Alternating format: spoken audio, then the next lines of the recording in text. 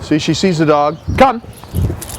Gotta call her back to come to you when you see one. Come on, let's go. Don't wait for her to have an episode. Come on, sweetie, this way. See, I'm just leaving, and I'm rewarding her as we go away from the distraction. So we'll do it again. Sit. Good. No. So I'm going to release her to be free. Go. Now this is exactly where you dropped Griffin off, and we had all the problems with her seeing dogs here with my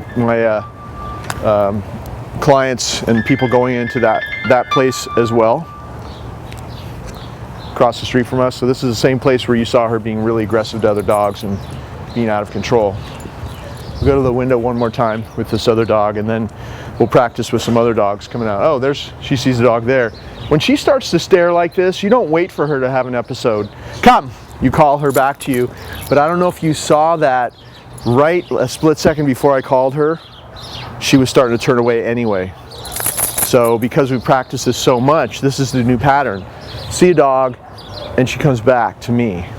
That's what we're doing now. Instead of see a dog, go nuts. It's like see a dog, oh, that means go back, get paid. And ignore the dog in the window or at the fence line or whatever.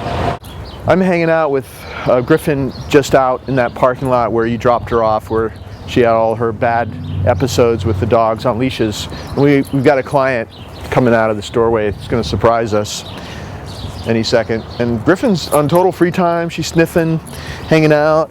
Good girl. So this is like normal life. We're out hanging out in public. We're going to get surprised by a dog, which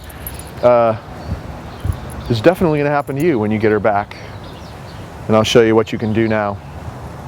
Now, I'm not going out with her for a while, neither are you, without your rewards, because you need that to make sure that the change that has occurred with her stays forever.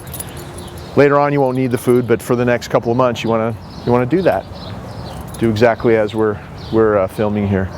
So I think she might think something's up. She might smell or hear something, and they'll be coming out of that doorway in a second. I'll show you what to do.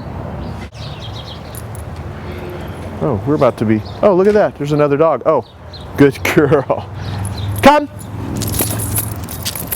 That was really close. Come. I was actually surprised by that. Good girl. So, sure you're showing this.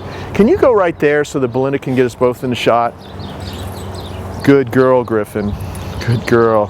So a dog she's never seen before pops out. Come! You're still going to have to watch it because this is work in progress, but you see now, keep the leash loose, get your rewards.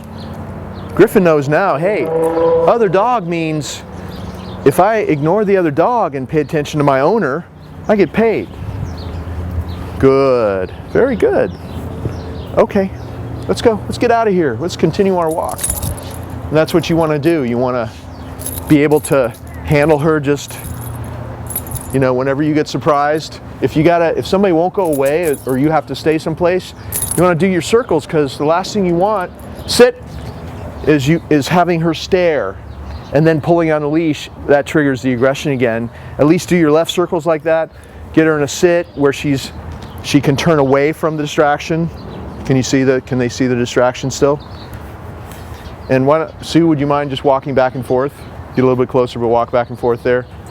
Good. There's a distraction there. There's a dog there. So we're just finishing up with this one distraction here. And if you start getting extended periods of focus like this, good. That's a good thing. It means that she's really clicking into doing this with you like she's been doing it with me. She knows that dog's there. I'd like her to go a little bit farther, Sue, over that way, because I want her to turn and look at your dog. And then come back to see if Griffin will even care enough to notice anymore. She doesn't. Good. She's all about this. She's all about me now. And so I'm going to do one more thing while Sue walks back and forth. Okay. Down.